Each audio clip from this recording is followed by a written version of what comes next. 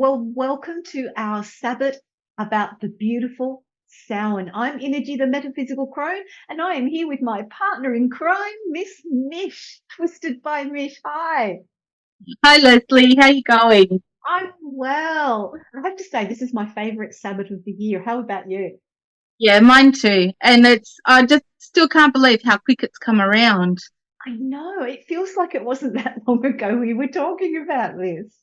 No, So we've got some interesting information for you around Samhain, particularly if you're new. If celebrating the Wheel of the Year is new for you, then hopefully we can give you some information that might be of help. And for those of you who know it inside out, well, it's just a little bit of a refresher, I suppose. And it's not about us saying you should do this or you shouldn't do that. It's a conversation about what no. it means for us all on a personal Yeah, level as well yeah, as a and what it spiritual means for level. us, for us Yeah, ourselves as well. So, yeah. there might be things that we do um that you don't that doesn't, agree with you, but we're just sharing a little bit of us and how we see Solon.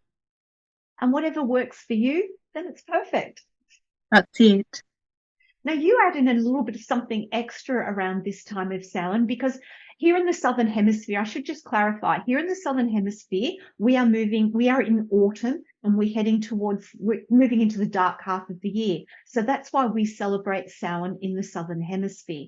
In the Northern Hemisphere, of course, you are moving into the light half of the year. And so in the Northern Hemisphere, it would be Beltane. Now, I have to say there are some people who in the southern hemisphere still stick to the traditional northern hemisphere timings. And I just wanted to emphasize that there's nothing wrong with that either.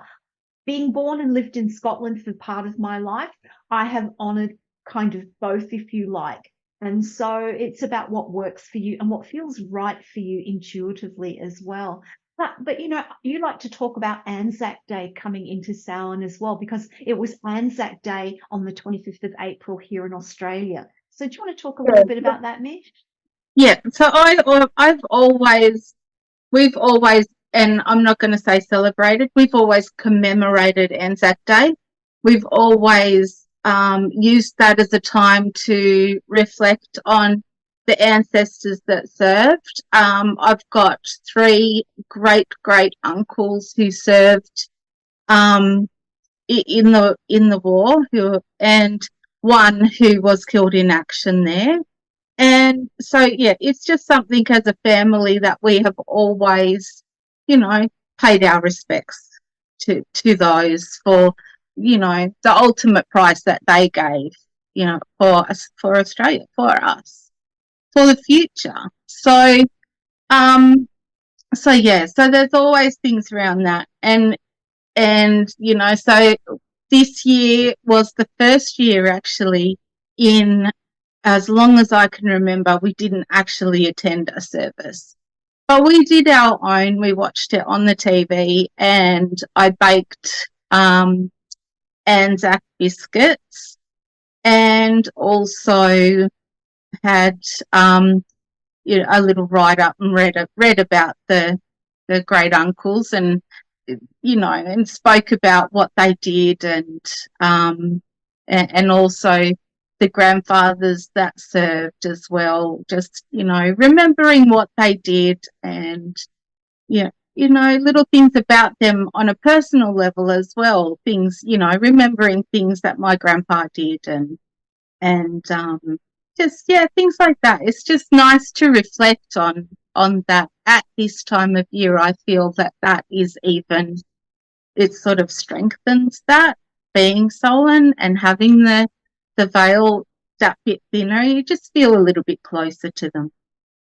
Also, the day before, we had the moon in Scorpio. So that's that deep emotional, it's a very mysterious moon in Scorpio, because Scorpio is about the mystery. It can be about the occult as well, or the spiritual. So that energy of darkening, and I don't mean darkening in a bad way, but that coming into the dark half of the year, that energy was coming into play and is coming into a play for a few days before we actually have the dates of Samhain. And I suppose we should talk about those dates. The traditional dates are from sunset on the 30th of April through to sunset on the 1st of May.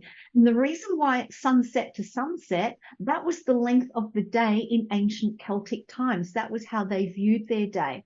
Now, if you want to go astrologically, the day is determined astrologically when the sun is at 15 degrees Taurus. And that occurs on the 5th of May this year. But of course, wherever you are in the world, make sure you check those dates to see how they apply for you, because they might be a little bit different because of time differences. But it was interesting what you were saying about Anzac Day. I watch the march every year on television with my husband because my dad fought in World War II. He was at battles like El Alamein. He was all through North Africa. But what was interesting, I normally don't get sad. I just reflect on it and reflect that the freedoms we have are because people like our parents or grandparents fought for us, whether they were voluntary in the military or whether they were drafted, they did their bit. And we have what we have because of that. And I found a strong level of sadness coming up for me that morning while I was watching the march. And interestingly enough, my father-in-law has passed on, and both my husband and I felt his presence in the house with us that day. And it was almost like he was acknowledging that he appreciated the fact that we remembered. And it is a day of remembrance. And I think Samhain is a day of remembrance as well. What do you think, Mish? Yeah, absolutely. Absolutely. A day of remembering and gratitude, being grateful for what we have that has been handed down. I think there's a lot of focus of people, saying, oh, that all this generational stuff that was handed down, and there's a lot of focus on the negatives there.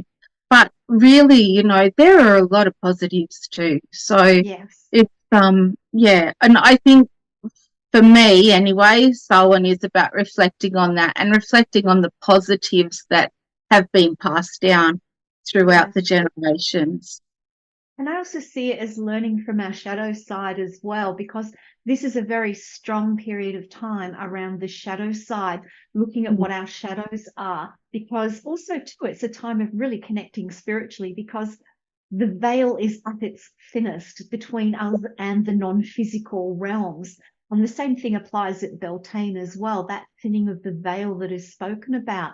And with thinning of the veil, I find making contact a lot easier and doing it through the ancestral line. I like to consider not just my blood lineage ancestors through my current family, but also my spiritual ancestors. I personally believe in past lives. So if I've lived however many lives, I want to honor the ancestors of each life as well as my spiritual ancestors as well, if that makes sense. Do you have something particular that you do around that? Just to add to that, and the ancestors of the place where we are as well. Yes, yeah. And that's different. If you move around a lot, that can be different. So it could be the ancestors of where you're living now, plus the ancestors of anywhere you have lived in the past, because everything is woven. It's like a weaving a piece of fabric. Everything is interconnected, and that's what I love about it. So what are some of your favorite things to do for Samhain? For Samhain, okay. Well,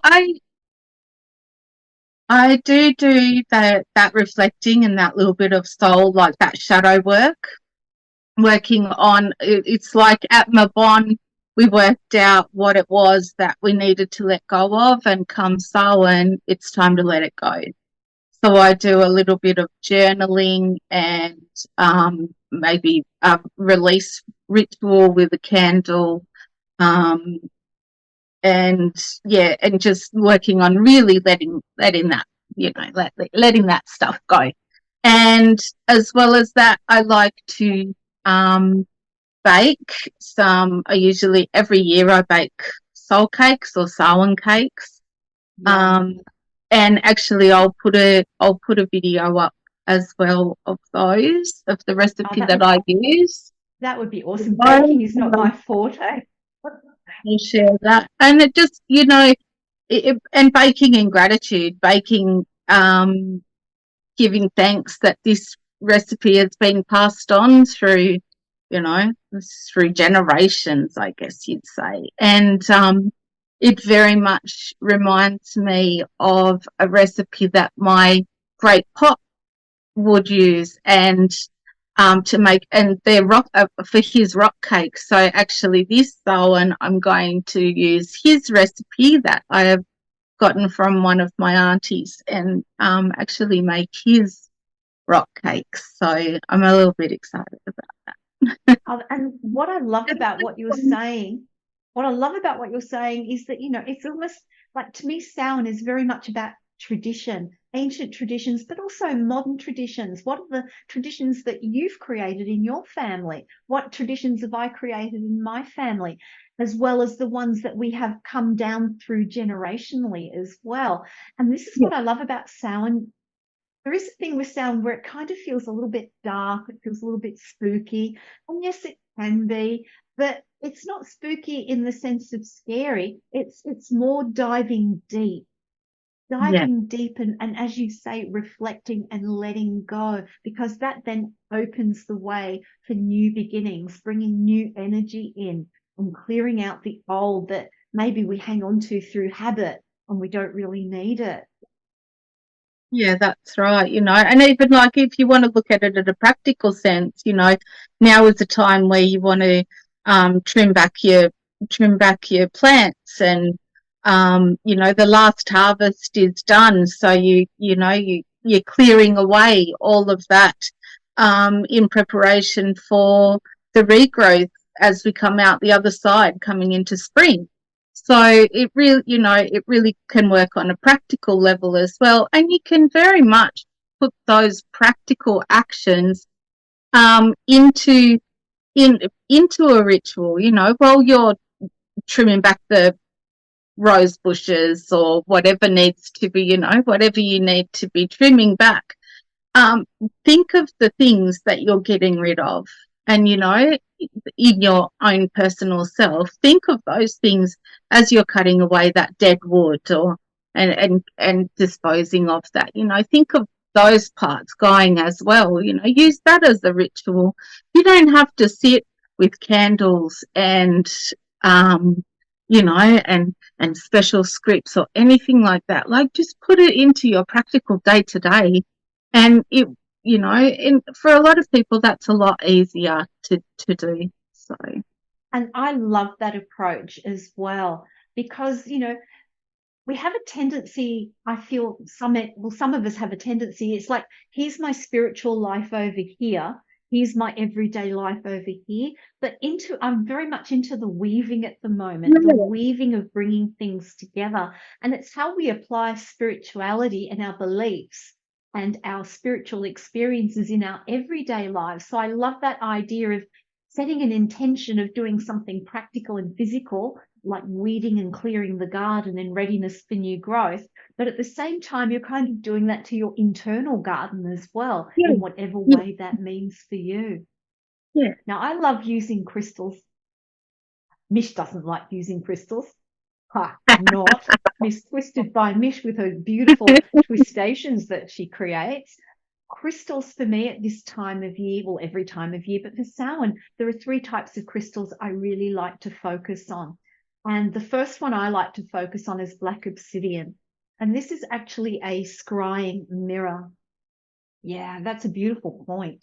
This is a scrying mirror. So when we're talking about the reflection that Mish mentioned, I actually will sit and gaze into this. It's like a black mirror, and I reflect on what I want to let go of. I also kind of use it as a movie screen to see what images are brought up, not physically in the obsidian, but what comes up in my mind, and see what the messages are. Do you use obsidian, Mish? Yeah, I do. And well, I don't have a scrying mirror. I tend to just use the black surface, or I'll candle scry a lot at Samhain. So I will just stare into the flame of the candle, or a fire if I've got a fire pit going. But even just with the candle, and just see, just sit with my inner thoughts and see what you know, what comes, and use that for reflection as well. Obsidian, definitely this time of year, definitely using it for that reflection. So I feel like obsidian really does show you what you need to see about yourself. So that's something, Yeah. well, you know, and it has that protective value as well. So, you know, I feel like it does, you know, it does help you, you know, like I feel like it does help you with those protective energies to be able to cope. Because sometimes what you see out in yourself that, you know, that you need to work on or whatever can be quite daunting. So Yeah, it can be quite confronting sometimes. And that's what yeah, I love about the black obsidian. It's a reflection stone, but it's also got that grounding in the earth as well. It's very good around the base chakra, keeping your feet firmly planted on the earth while you dive deep into your own shadow side. that's it. What about black tourmaline? You use that a lot as well, don't you? Yeah, I have black tourmaline. Um, I used to use Greens. it a lot more. I used to use it a lot more because I feel like black tourmaline is a very blocking. I'm very good at blocking. So, um, yeah. So, but I do use that for bringing myself back as well, like just that real grounding, steadfast energy, not to sort of stay too much up in my head. So that's sort of Yeah. mine. Yeah, I do like this. I like having this when I'm doing readings for people because I find this black tourmaline, it's good for setting boundaries about what connections you want to make and don't want to make. So, for example, if I'm doing mediumship and a loved one comes through, I kind of use the black tourmaline as setting the boundaries around how that happens and who I will let through and who I won't let through. Because sometimes it's like a radio station, you know, all and sundry want to come and have a chat with you. But if I'm trying to tune into, say, my own grandparent or your grandparent for you or something, then I need something that is set with intention that allows me to have those boundaries. And as you say, it's very shielding and protective, and it Yeah, also repels negative energy. So that's the other thing. And the thing about the black tourmaline, if you can look closely there, see it's got these striations. So when I look at this, I kind of see it bringing everything into alignment as well. You yeah, know, so it's a really nice yeah. one. Oh, that's a good view of it. Yeah, that looks like a tree trunk. It looks like a piece of a tree trunk, that one. It's great. That's gorgeous. Yeah, I often get a little bit of mica in them too. Get a Yes. little bit of shiny Yeah. mica coming. And you can get black tourmaline. I've got one over here included in quartz and other minerals. This is a clear quartz point. And if I come down to the base here, whoops, that way, there you go. You'll see some black tourmaline in this. So this is like a light and shadow kind of crystal as well. And the other one I love to use is smoky quartz. It was probably, besides clear quartz, it was probably one of the first crystals I worked with. And this is a clear quartz sphere, and you can use this for scrying as well.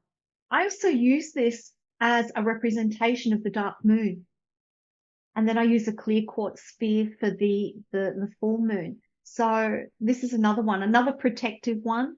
It can help you move through difficult and painful experiences, which is handy when we're looking at our shadow side because some painful things can come up that are confronting. And so this also brings a soothing energy as well that I really enjoy working with.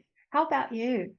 Yeah, I'm the same. Green. I like that. I feel like it gives a real balance. So I like to use these double, like with the, oh, can't see it, There it point, is. the, you know, the double-ended points. So I feel like it, you know, I can direct the energies coming down and Yeah. through And that and the the thing. clarity of that is beautiful. Yeah, I've been Absolutely. meaning to twist this one up to wear, but every time I go to do, I just think, oh no, I just like it like that. But I'm wearing a deer antler, a little mini deer antler with this is a Morella smoky quartz from Oh, Victoria here in lovely. Australia. So beautiful So energy on that as I use well. morillas a lot in gridding. Yeah. Mm. So, you can use your crystals at this time. And if you don't have any of the crystals we've spoken about, you can always use clear quartz. It's a substitute for any other crystal. So, you don't have to go out and spend a gazillion dollars on buying all these different crystals. You just have a few Oh, base ones and you can that's utilize it. them really well. You, Yeah. and just use what you're drawn to, quite often there will be sitting up on my altar. I'm turning around to show you it, but of course you can't see it. Quite often,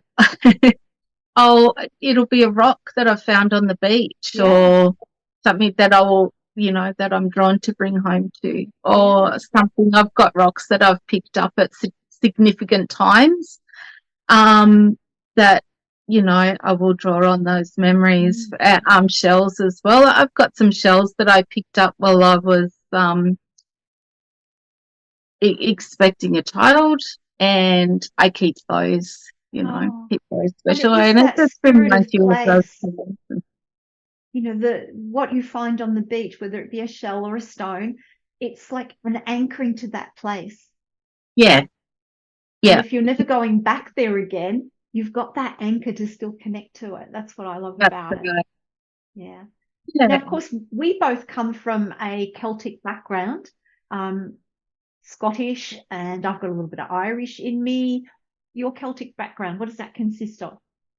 we mainly German, but the Celts were like back further from there. But a lot of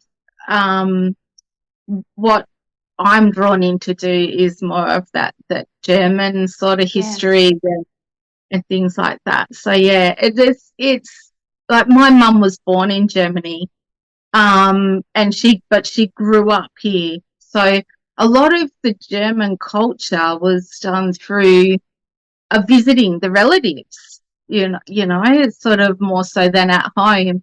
At home, mum didn't speak German. So, but when we went and visited the relatives, then everyone was speaking German. So yeah, and there's just like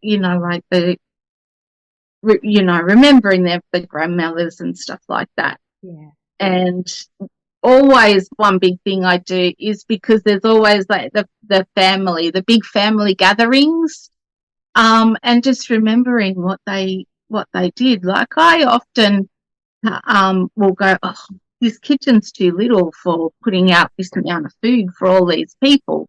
And then I think back to, like my auntie who had the kitchen the same size, if not smaller, that fed multitudes of people. So it's just remembering things like that, and those celebrations and what was served. And so food and celebrations with family is always something that I'm more drawn to, looking And into. Samhain is a celebration, it's maybe a little bit more, I guess, serious, more in depth, but it's still considered a celebration. The Yeah, modern day Halloween has it's come the from Samhain. yeah, it's the beginning and it's the end. It's really about that circle of of birth, life, death, Yeah. rebirth. It's that full circle, and yeah, and it's the beginning. Like most pagans will say that it is the beginning and the end of the year. Yeah, it So is like the it's pagan really, New Year. Yeah. yeah, Yeah. that's And it. and it's I actually love it because we get to celebrate a number of new years, a number of new beginnings, because a new beginning isn't, or an ending isn't just at one particular point in the No, year. We've got little ones that start and stop all the time, the new moon going to the full moon, going to the yeah, waning moon. So we've got like cycles upon cycles. And so what I like about Samhain is that it really brings me back to my Scottish heritage. I lived in Scotland till I was almost 10 years old. So I have memories of us doing things as a child. And that's why Samhain for me is very happy in many ways. We would go dunking for apples, where you would put apples in a big bucket and you'd dunk, get your face all wet and pick up an apple with your teeth. And that goes back to old pagan traditions in Scotland as well, old Celtic traditions. Bonfires played a huge thing in ancient Celtic for all of the Sabbats, really, as well. And there was one tradition in Scotland going back, I think we're going back to like, I don't know, 16th century or something, where a young woman would peel an apple and she had to be able to peel it in one long strip. And then she would throw it over her shoulder on the eve of Samhain, and then she would look and see if there was an initial that was made from throwing that peel over her shoulder. And if an initial showed, that was the start of the name of the young man she was going to marry. Interesting way of finding your life partner, I think. Very, yeah. But the other thing too, and I wanted to emphasize this as well, we think of Samhain, or we think of the Sabbats as Irish, Scottish, sort of like that Celtic. But there were Celtic tribes all through Europe. It isn't just the British Isles, all through Europe, and they all migrated. They moved around quite a bit. So hence, a Celtic German heritage. Yeah. It's all applicable. It really, really is. It's just that the Scottish and the Irish has become more known, I suppose. Yeah, that's true. Well, as usual, we want to do a reading for Samhain. Are you ready, Mish? Yeah, absolutely. What decks are you using today? Well, we didn't talk about this beforehand, did we? I've got the Seasons of the Witch Samhain deck, and I have but I also have the Anatomy of a Witch, the Embodied Witch Oracle. Love that deck. As well, just for a little one card at the end. Yeah. Which is it's become our tradition to do a 3-card reading and then put an oracle card on the end, isn't it? So the decks I'm what are you going to use? Yeah, I'm using the Witch Sisters Tarot. It's one that I've just got recently and absolutely love it. And the other one that I've got recently, which I've been using almost on a daily basis, is the Earth and Bone Oracle deck. Really lovely. All right. So would you like to start, or do you want me to start? I don't mind. Oh, I don't mind. I can start if you like. What are we going to? Let's set our intention for the reading. What do you reckon? What do we want to do? Where our focus needs to be in what we need to let go of? Yeah. Yeah. And to create space for what we need to bring in, or what we choose to bring in. I love it. Yeah. Yeah. Let's do that. What area do we need to create space for moving forward out the other side? What part of us do we need to create more space? What have we got to let go of here? And this applies for everyone. We're doing this for the collective. So remember, only take what resonates for you and disregard the rest. And I find going back and looking at readings a few months in the future, I look back and see things in the reading that didn't resonate with me then, but resonate with me as I go through the time. So consider that as well. That's why we like recording these for you. That's it. Okay, so I'm going to go card and then rune to go with it. Yeah. And how appropriate. We have, dear, what are we going to do? Let's see it. I'm going to morph Bring it in front of your body. Yeah, there we go. There we go. Yeah. Can you see that there? Yes. The colouring is the same as the background. So we've got the graveyard. I feel like this is about grief. I feel like this is about letting go of some of the grief that we feel, especially over things that we couldn't control, and just letting that ease up a little bit. Grief never goes away. You don't expect grief to go away. But on the weekend, I went to a gathering with the Phoenix group of the South Coast, and Kath Liask was there, and she described grief as staying the same size, and as time goes on, the vessel is bigger. Okay, so thinking of yourself as the vessel, you, as time goes on, you're growing. And it was just like the best explanation of grief that I could think of, like she just said it perfectly. So, we've got this element of grief inside of us, but we grow around that grief. So the grief doesn't change, the grief doesn't shrink and go away, but we grow around it. So it becomes less within us, it does, it appears less, it stays the same, but we are growing. So I think just, thinking about moving forward, letting that grief, acknowledging that it's there, but allowing yourself to grow around it. That's beautiful. I love that. What's your second card?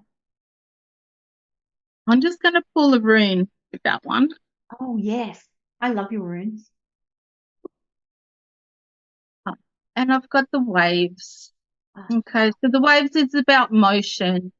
So putting things in motion. Waves for me is also about emotion. When you think of the water element, then of course that water goes with your feelings and your emotions. So, allowing those emotions to flow, maybe water might be the answer to get a little bit of healing as well. And just, continually going through those motions. I think that I love probably that. Yeah. And water's cleansing. So in terms of what we want to let go of, it's really appropriate. But yeah, that's right. We do a lovely little tradition down at the water when the tide's going out. I live at an entrance to a lake, and as the tide's going out, we will pick up a rock and hold it against us and put whether it be angst or sadness or whatever it is that we want to leave us, we put that energy into the rock. And ask the tide to take it away for us and throw it into the outgoing tide. It's a nice little ritual, release ritual to do. And so simple to do, isn't it? That's it. Okay, so the next one is greet the darkness. Don't be afraid of working with that shadow side. There is no light without the shadow. All light casts a shadow. Don't be afraid to work with that. Greet that darker side of yourself. Know that it is what makes you. It is balance. You can't be everything positive. Sometimes there can be that real toxic positivity, where you don't see anything bad. And that then all of a sudden everything snowballs on you, so like greet that darkness, greet that shadow side of you, and work through that. Know that it is normal. It's perfectly normal to have days where you're not okay, and it's perfectly normal to really withdraw and delve into yourself. It's okay to do that, because you're going to come out the other side of it. And the rune that goes with this one is the woman rune, and it's about nurturing. So, be kind on yourself while you're doing that shadow work. Be kind to yourself. Don't expect too much. Yeah, are we going 3? Sense. Yeah, let's go 3. Yeah. 3 is the magic number today. 3. My next card is the elders. So again, it's, draw on their wisdom, draw on the wisdom of the ancestors to help you get through. This being a perfect time for asking for their guidance and asking for their advice, and if you've still got grandparents, or if you've got older people who you consider to be wise and knowledgeable, ask those too.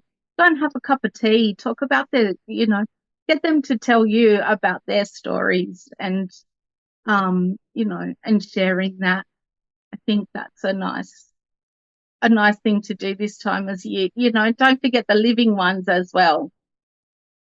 Absolutely. Absolutely. We get so caught up in the spiritual side and loved ones who've crossed over that we forget about the loved ones that are sitting right next to us in the here and now as well. So Yeah, that's whether they really be important. family or chosen family. Yeah. And the rune for that one is romance. And so this is, being sharing love and romance in the sense of doing, little things that set your soul on fire, things you're passionate about, sharing those things.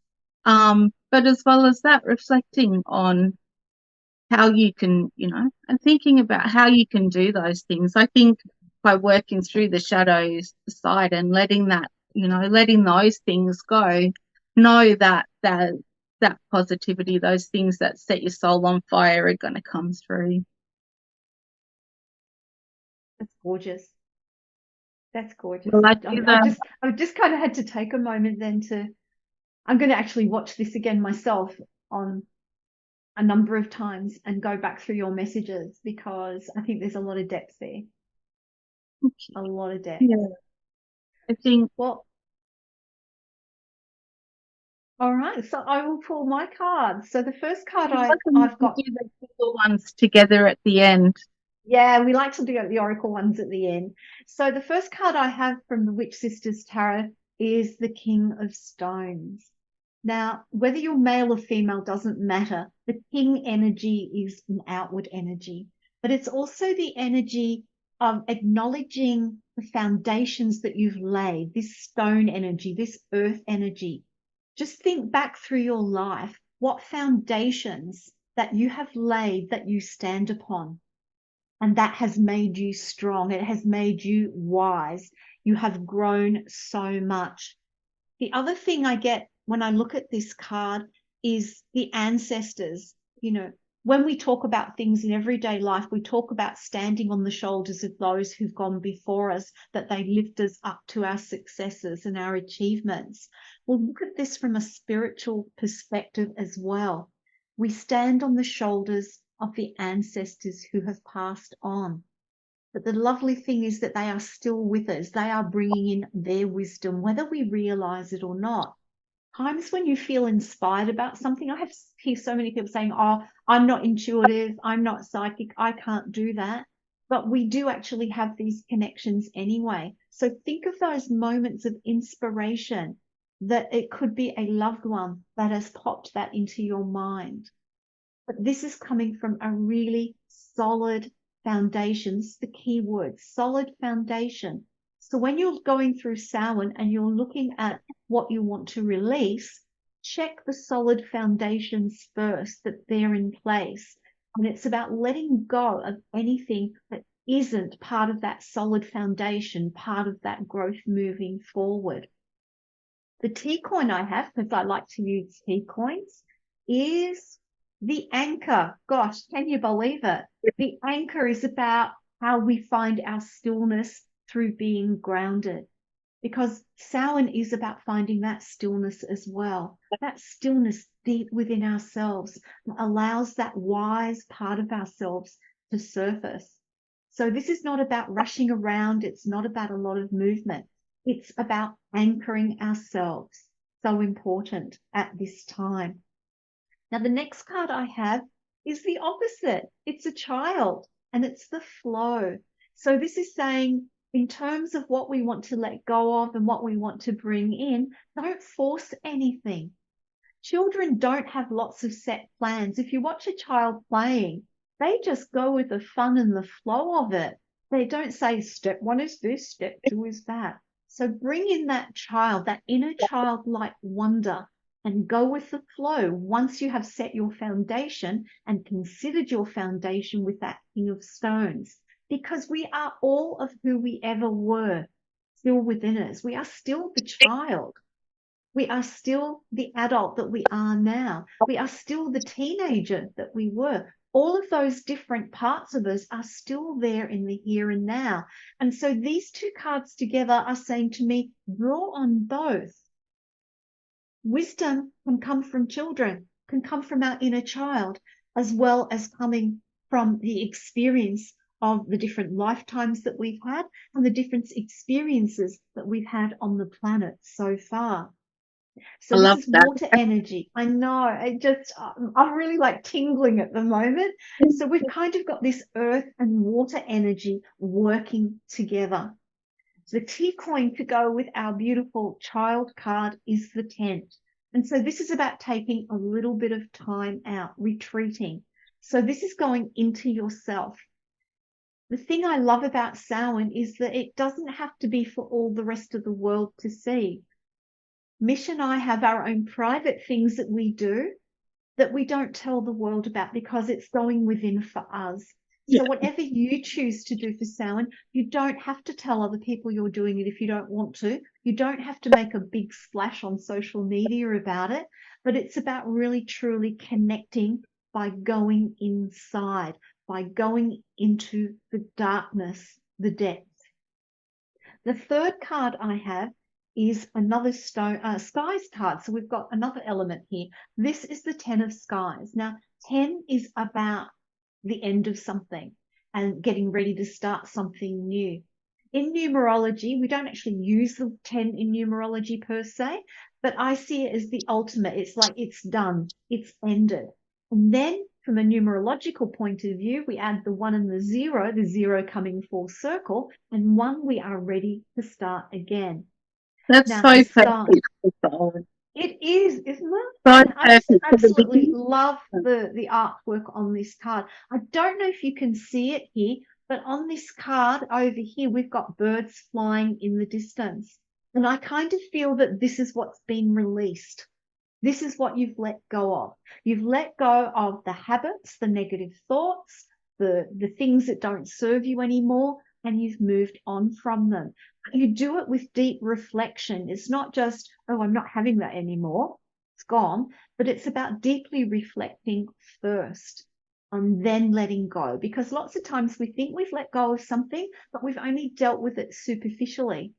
Samhain is a time to go deep, go to the root, the core, and release it from its root, not from the branches of the tree. So this 10 of skies is saying that whatever you choose to change during this Samhain time, you can do it. But it comes from a very, very mindful intention. Let's add a tea coin to that and see what we've got. And the tea coin is the camel.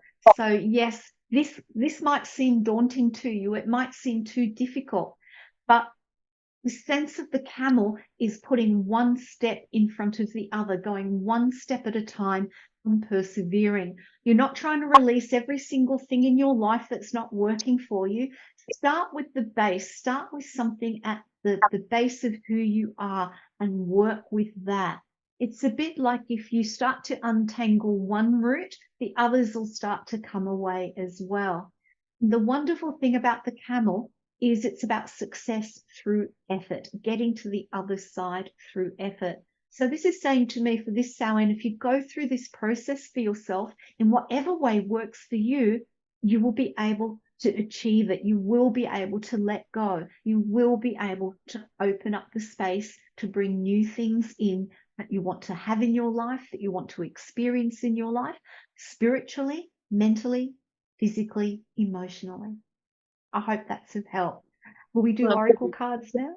Yeah. Yep. So let's see what we've got for an overall theme or final message for you. Okay.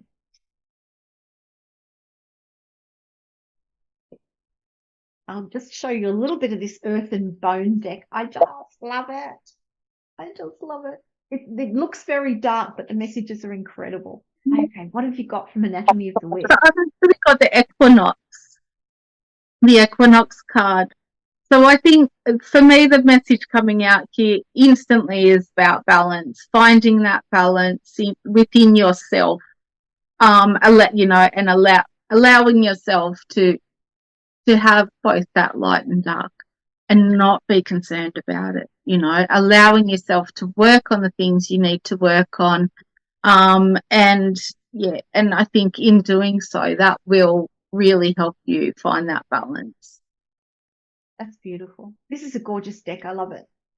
Yeah, I do too. I love it. Well, the card I have from Earth and Bone is Fate. A lot of times we have readings because we want to know what will happen in the future and we feel like we have no control. But this is reminding you that fate is in your hands, no one else's.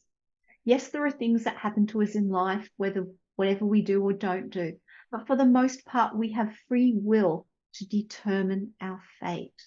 And with this card, I'm seeing bringing things into alignment that are not currently in alignment. And that's part of that letting go and making space for new things. It's also about being strong in your decisions. You know, this is a moment where you can be really decisive from the depths of your being about how you want to move forward, about what you want that to look like as well, and determine that fate from that perspective. And finally, look for those opportunistic moments. You know, when we let go of something, there's a saying that is nature abhors a vacuum. And what that means is if we just release something and don't fill that space with what we want to bring in, then a different type of fate will step in and put something in there, whether we want it or not. So you can use this opportunity to say, I have released this. I have this space now. Now I want to set my intention and look for the opportunities and signs from the universe about bringing what that something new is into place over time. I do hope you've enjoyed our readings today. I hope they're of help. Mish, any last words you'd like to share? No, I love how everything just married up perfectly there. Yeah, just, be kind as you're working on your own inner self, and allow yourself the time to actually do it. Sorry for those beeps. That's okay. Didn't hear a thing. Well, look, both Mish and I wish you a bountiful, intentionally mindful Samhain period, whatever that means for you. And we look forward to doing some more videos a little more regularly than we have been. With some family things that have taken priority, but we're making some plans to come back on more regularly and do readings and other things for you. So Yeah, until then, many blessings from me and yeah. Bountiful blessings, everybody.